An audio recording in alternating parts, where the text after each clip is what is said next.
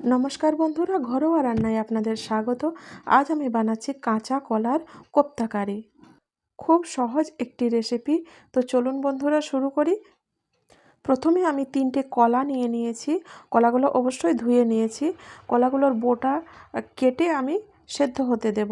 আমি কুকারে সেদ্ধ হতে দিচ্ছি, আপনারা যে কোনো পাত্রে দিতে পারেন, 2-3 টুকরো করেও দিতে পারেন। তো এই যে কুকারে সেদ্ধ হোক, ততক্ষণে আমি কিছু উপকরণ আমি কেটে নিচ্ছি। তো পেঁয়াজগুলোকে আমি কুচো কুচো করে কেটে নিলাম। এরপর আমি কেটে নেব ধনেপাতা, এরপর আমি কেটে নেব কাঁচা লঙ্কা।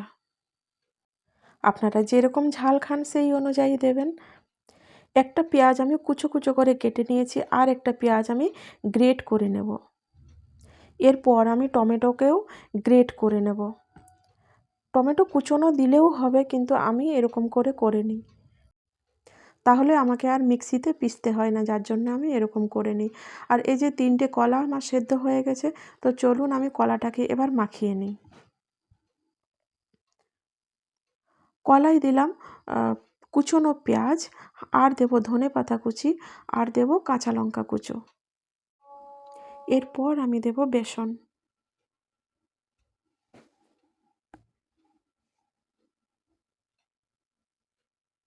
অবশ্যই নুন দিতে হবে। নুন না দিলে কোনো খাবারই ভালো লাগে না, এটা আপনারা সবাই জানেন। আর এই দেখুন, একটু শুকনো শুকনো মনে হচ্ছিল, তো আমি একটু জল দিয়ে নেব।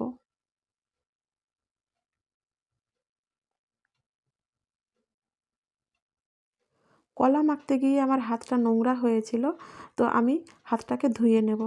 ধুয়ে নিয়েছি আমার হাত। এখন আমি মাখানো কলাটাকে গোল গোল করে এরকম একটা শেপ দিয়ে নেব। আপনারা বলের মতোও করতে পারেন, চ্যাপ্টা করতে পারেন, যেরকম ইচ্ছে আপনারা করতে পারেন, কোনো অসুবিধা নেই। আর যদি মনে হয় হাতে একটু লেগে লেগে যাচ্ছে, তাহলে আপনারা একটু তেল নিয়ে নেবেন। আমি তেল নিয়ে নিইনি, আমার বেশ ভালোই হয়েছে। এই যে উপকরণগুলো সাজিয়ে রেখেছি, আপনারা এক ঝলক দেখে নিন।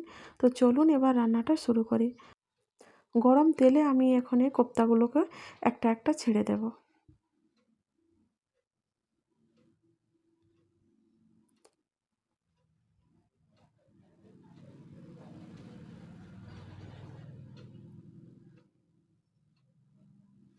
মাঝে মধ্যে একটু আলটি পাল্টি করে নিতে হবে।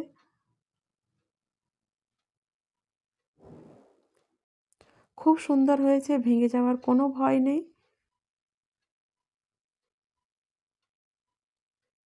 কোপ্তাগুলো আমার হয়ে গেছে, আমি এখন তুলে নিচ্ছি।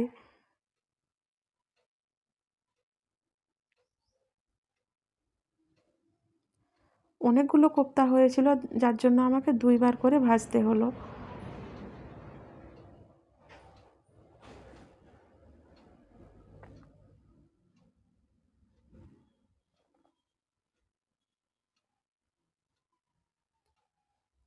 ওই তেলেই আমি দিয়ে দিলাম তেজপাতা আর 5 ফোড়ন। 2-1 বার নেড়ে এরপর আমি দেব গ্রেট করে রাখা পেঁয়াজ।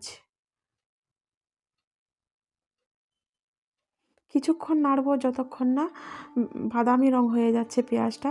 আর বাদামি রং হয়ে গেলেই আমি দেব আদা আর রসুন বাটা। আদা রসুনের কাঁচা গন্ধটা যতক্ষণ না চলে যায় নাড়বো। এরপরে আমি দেব হলুদ গুঁড়ো, জিরে গুঁড়ো, ধনে গুঁড়ো, লঙ্কা গুঁড়ো, আর দেব একটু গরম মশলার গুঁড়ো, আর একটু কাশ্মীরি লাল লঙ্কা পাউডার রয়েছে, যাতে রঙটা ভালো হয়। একটু জল দিয়ে নাড়বো, না হলে পুড়ে যাওয়ার ভয় আছে।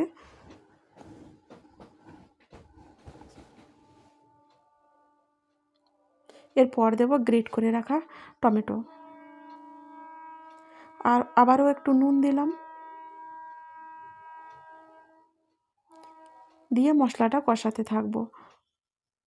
এরকম কষাতে কষাতে দেখবেন মশলা আর তেল আলাদা হয়ে আসছে, তখন বুঝবেন কষানো হয়ে গেছে।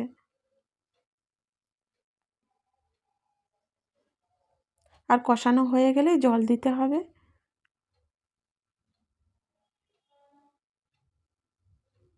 দিয়ে জলটাকে আমি এখন ফুটতে দেব।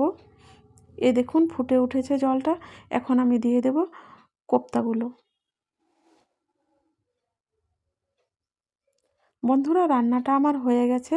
এখন আমি দিয়ে দেবো ধনেপাতা আর কাঁচা লঙ্কা। এই যে একটু ঝোল ঝোল করেছি, কিছুক্ষণ পরেই ঝোলটা টেনে নেবে, তখন একদম ঠিকঠাক মনে হবে। কাঁচা লঙ্কা আর ধনেপাতা দিয়ে একটু নেড়ে আমি আমার গ্যাসটাকে বন্ধ করে দেব। এই যে আমি এখন গ্যাস বন্ধ করে দিলাম।